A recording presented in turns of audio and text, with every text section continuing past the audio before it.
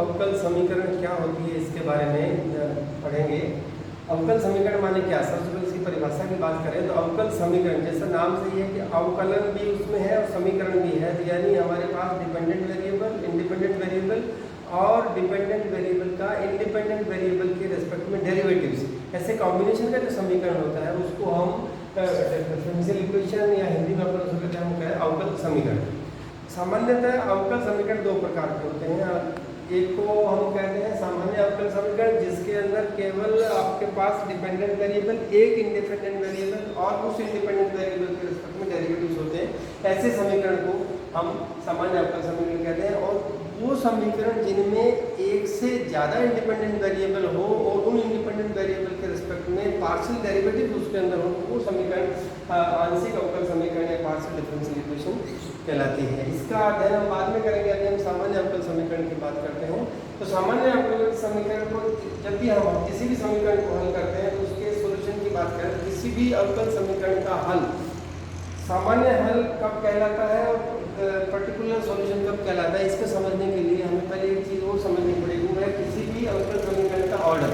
किसी अवकल समीकरण का ऑर्डर क्या होता है? जो अवकल समीकरण दे रखी है हमारे को, सबसे पहले उसका सॉल्यूशन निकालते समय जो सबसे इम्पोर्टेंट रोल है वो है दी गई अवकल समीकरण का ऑर्डर और डिग्री का हमें पता होना चाहिए कि कितने ऑर्डर के डिफरेंशियल इक्वेशन है और उसकी डिग्री कितनी है, क्योंकि सॉल्यूशन किस प्रकार से करेंगे डिसाइड करने में बेसिक रोल इन दो चीज़ों का रहता है। तो सबसे पहले डिफाइन करते हैं order of the differential equation. Differential equation का ऑर्डर क्या होगा? डिफरेंशियल इक्वेशन का ऑर्डर वह है जो उस डिफरेंशियल इक्वेशन में प्रेजेंट हाईएस्ट ऑर्डर डेरिवेटिव जो होता है वो उस डिफरेंशियल इक्वेशन का ऑर्डर है। जैसे फॉर एग्जांपल मेरे पास ये इक्वेशन है d2y/dx2 + y is equal to 0, so like this is a differential equation of order 2। यदि इसमें कोई एक टर्म और ऐड हो जाती है, सपोज d3y/dx3, तो this becomes differential equation of order 3। तो डिफरेंशियल इक्वेशन में प्रेजेंट हाईएस्ट ऑर्डर डेरिवेटिव जो होता है वो उस डिफरेंशियल इक्वेशन का ऑर्डर कहलाता है। दूसरी टर्म आती है उसमें degree of differential equation. Degree क्या है? डिफरेंशियल इक्वेशन के अंदर डेरिवेटिव्स भी हैं, डिपेंडेंट वेरिएबल भी हैं और इंडिपेंडेंट वेरिएबल भी है। उस डिफरेंशियल इक्वेशन में यदि डेरिवेटिव्स के जो पावर है यदि वो रैशनल है तो सबसे पहले हम उसको रैशनलाइज करके उस पावर को, जब तक हम रैशनलाइजेशन नहीं कर लेंगे तब तक हम उसका डिग्री डिफाइन नहीं कर सकते। और रैशनलाइज करने के बाद उस डिफरेंशियल इक्वेशन में प्रेजेंट जो हाईएस्ट ऑर्डर डेरिवेटिव होता है उसकी जो पावर होती है वो उस डिफरेंशियल इक्वेशन की डिग्री कहलाती है। तो इस सबसे पहले हम first order first degree differential equation को हल करने की कोशिश करते हैं। तो उसका जो सिंपलेस्ट फॉर्म है जो लिखने का हमारे पास रहता है वो है कि कोई भी इक्वेशन इस प्रकार की हो dy/dx = fxy/gxy, ऐसी इक्वेशन को या स्टैंडर्ड फॉर्म में लिखें तो हम ऐसा लिख सकते हैं mdy + ndx, जहाँ m और n क्या है? m और n x y या x y दोनों के फलन हो सकते हैं। ऐसी जो इक्वेशन होती है, ये इस टाइप की समीकरण होती है वो कहलाती है differential equations of first order and first degree. यानी इस डिफरेंशियल इक्वेशन में जो डेरिवेटिव है वो केवल फर्स्ट ऑर्डर का है और उसकी जो डिग्री है वो भी एक है, इसलिए इस इक्वेशन को हम कहते हैं first order and first degree. इस प्रकार की जो इक्वेशंस होती हैं उनको हल करने के मूलतः 6 या 7 तरीके से हम हल कर सकते हैं। सबसे पहला जो तरीका है वो है जब इसके अंदर जो वेरिएबल्स हैं उन वेरिएबल्स को सेपरेट कर दें, यानी x एक तरफ हो जाए y एक तरफ हो जाए, तो हम इस प्रोसीजर को बोलते हैं सेपरेशन ऑफ वेरिएबल्स। इसका किसी भी डिफरेंशियल इक्वेशन को हल करते हैं सामान्यतः चलते चलते अंत में हम यही आते हैं कि variable when variables are separated. एक छोटा सा एग्जांपल लेते हैं इस प्रकार का 3ex 10/dx + 1 - ex x²/dy। अब इसमें देखते हैं तो यहाँ m, मान लो मैं इसको m कहता हूँ तो ये x का फंक्शन भी है और y का भी है। इसको यदि n मानता हूँ तो ये x का फंक्शन भी है और y का फंक्शन भी है। लेकिन यदि हम इसको राइट हैंड साइड में ले जाकर अलग अलग करें या इसको भाग दे दें कि इसमें से 1 - ex का भाग दे दें, इसमें से 10y का भाग दे दें, तो जो dx का जो कोफिशिएंट बनता है वो केवल x का फंक्शन है और जो dy का कोफिशिएंट है वो केवल y का फंक्शन है। जैसे ही ये ऐसा बनता है तो मैं ये कहता हूँ now the variables are separated. जब वेरिएबल्स सेपरेट हो गया इसका मतलब क्या है? अब उस इक्वेशन को डायरेक्ट इंटीग्रेशन फॉर्म में आ सकते हैं, इंटीग्रेट हम कर सकते हैं। तो डिफरेंशियल इक्वेशन का मूल काम था वो यहाँ पर खत्म हो गया। अब हमारे पास जो पूरा काम है वो इंटीग्रेशन का है। इंटीग्रेशन के रूल्स हमको ठीक से ध्यान है जो पहले कक्षाओं हमने पढ़े हैं, तो हम डिफरेंशियल इक्वेशन को बहुत आसानी से कर सकते हैं। तो सिंपल हम देखते हैं, तो ये लॉगरिथमिक डेरिवेटिव है, इसका डिफरेंशियल यहाँ पर है और tan y का डिफरेंशियल हमारा sec स्क्वायर y है, तो इसका इंटीग्रेशन करते हैं तो हमारे पास ये है। अब यहाँ पर जो चीज़ आती है, जब हम इंटीग्रेट करते हैं हम इसको कहते हैं आर्बिट्रेरी कांस्टेंट। किसी भी डिफरेंशियल इक्वेशन के सॉल्यूशन में नंबर ऑफ आर्बिट्रेरी कांस्टेंट्स उतने ही होंगे जितना उस डिफरेंशियल इक्वेशन का ऑर्डर है। तो हमारी डिफरेंशियल इक्वेशन का ऑर्डर एक था, तो इसमें आर्बिट्रेरी कांस्टेंट एक आया। I can take this as c k a b whatever you want, लेकिन मैंने log c क्यों लिया, व्हाई log c?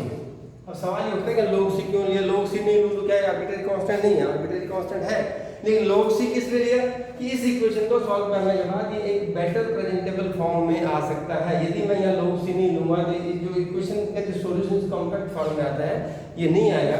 तो इस प्रकार से करके हम इस पूरी इक्वेशन का सॉल्यूशन देखते हैं, that comes out to be tan y = c1 - ex की होल पावर 3। सेकंड फॉर्म इस टाइप की इक्वेशन है, ये हमने पहले पढ़े हैं इसलिए बहुत डिटेल में नहीं जाऊंगा। सेकंड फॉर्म इस टाइप की इक्वेशन होती है वो होती है होमोजेनियस इक्वेशंस। होमोजेनियस इक्वेशन किस टाइप के समीकरण को कहते हैं, इसको हम यदि देखें हमारे पास इस प्रकार की समीकरण होती है, इसके न्यूमरेटर और डिनोमिनेटर दोनों में यदि प्रत्येक टर्म में x और y की घातांकों का योग एक समान रहता है तो ऐसी समीकरण को हम कहते हैं होमोजेनियस है। यानी एक तात्पर्य क्या हुआ, यदि मैं इसमें से x की हाईएस्ट पावर कॉमन ले लेता हूं और यहां से x की हाईएस्ट पावर कॉमन ले लेता हूं तो ये मेरे पास बनता है dy/dx = f y of x। यदि केवल प्रत्येक टर्म को y/x की फॉर्म में मैं रख सकता हूं, ऐसा यदि बनता है तो ऐसी डिफरेंशियल इक्वेशंस के सॉल्यूशन करने के लिए सबसे आसान तरीका जो मेरे पास वो है y = vx।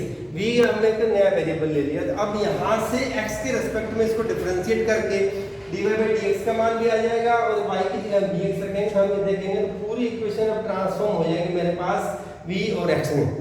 और v और x में होने के बाद अब ये समीकरण है ये वापस सेपरेशन ऑफ वेरिएबल में चली जाएगी और सेपरेशन ऑफ वेरिएबल के जिस तरीके से हमने इसको हल किया है उस तरीके से करते हुए हम इस इक्वेशन के सॉल्यूशन को निकालेंगे। सॉल्यूशन आने के बाद वापस y का मान जहाँ जहाँ भी v आया है उसको y/x रखेंगे और यदि y/x रखते हैं तो वो मेरे पास इसका सॉल्यूशन हो जाएगा होमोजेनियस। अब इसके बाद आता है यदि इक्वेशन होमोजेनियस नहीं है तो क्या, वो है रिड्यूसिबल टू होमोजेनियस। होमोजेनियस है नहीं लेकिन हम उसको होमोजेनियस बना सकते हैं। होमोजेनियस कैसे बनाएंगे, होमोजेनियस जो इक्वेशन का प्रकार है उसको देख करके इसमें पर्टिकुलर कोई ना कोई एक टर्म होगी जिसके कारण इक्वेशन होमोजेनियस नहीं है, बाकी सब जगह तो होमोजेनियस है लेकिन ये किसी पर्टिकुलर कांस्टेंट के कारण हो सकता है होमोजेनियस नहीं हो। तो सबसे पहला काम ये जो जिस कारण से होमोजेनियस नहीं है वो सब्स्टिट्यूशन के द्वारा पहले उस इक्वेशन को होमोजेनियस बनाएंगे और होमोजेनियस बनाने के बाद वापस इसी मेथड से हल करेंगे y = vx और जैसे y = vx रखेंगे तो हमारे पास जो चीजें निकल कर के आती हैं वो वापस वेरिएबल आर सेपरेबल फॉर्म में जाएगा क्योंकि y = vx dy/dx will be v + x dy/dx।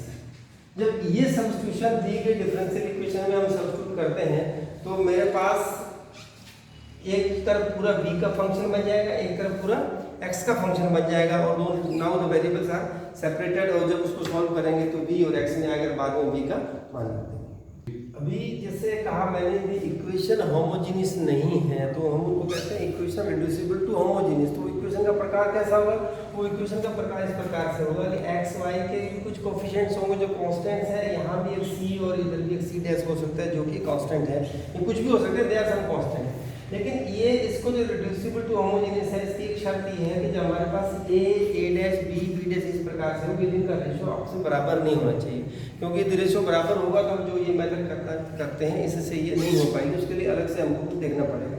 यदि ऐसा है तो a is not equal to b/b dash, then we substitute x is equal to capital X plus h and y is equal to capital Y plus k where h and k are constant। जो h और k जो constant है वो हम इस प्रकार के लेते हैं कि ये दोनों सब्स्टिट्यूशन करने के बाद हमारे पास जो कांस्टेंट की जो टर्म आती है न्यूमरेटर और डिनोमिनेटर में दोनों का मान 0 आना चाहिए। दोनों का मान 0 आने का मतलब क्या हो गया, हमारे पास दो इक्वेशंस बन गई, दो ही हमारे पास अननोन है h और k, दोनों को सॉल्व करके हम h और k का मान निकालें और यानी h और k का मान इस प्रकार से आएंगे कि h और k के कारण ये दोनों की दोनों टर्म 0 हो जाएंगी। जैसे ये दोनों टर्म 0 होती हैं तो अब हम ax plus by is equal to इस यानी ये इक्वेशन है 0 होते ही ये इक्वेशन बन गई हमारे पास होमोजीनियस। और अब हम इसको y is equal to capital B X मान करके जैसे पीछे सॉल्व किया था इस इक्वेशन को हम हल कर लेंगे। लेकिन यदि हमारे पास a upon a dash is equal to b upon b dash then what will happen, क्योंकि यदि दोनों बराबर है तो जब हम जो कुछ सब्स्टिट्यूशन करेंगे तो ये दोनों इक्वेशन का मान जीरो नहीं आएगा, या हमारे को ऐसे h और k की वैल्यू नहीं मिलेगी। तो यदि ये दोनों बराबर आते हैं तो वो मेथड काम नहीं करके हम इसको एक नई कांस्टेंट के बराबर मानते हैं 1 अपॉन m। ऐसा मानने से क्या होगा, ऐसा मानने से लाभ हमारे को ये होगा कि dy by dx is equal to ax plus by plus c and m times this plus c dash. तो अब हम यहाँ पर पूरी ax plus by को v मान लेंगे, और ये मानने के बाद जो इक्वेशन है वापस हमारे पास वेरिएबल्स आर सेपरेबल उस फॉर्म में चेंज हो जाएगी, और उसको हल करने के बाद वापस जो जो सब्स्टिट्यूशन किए हैं उनका वैल्यू निकालेंगे तो हमारे पास दी गई इक्वेशन का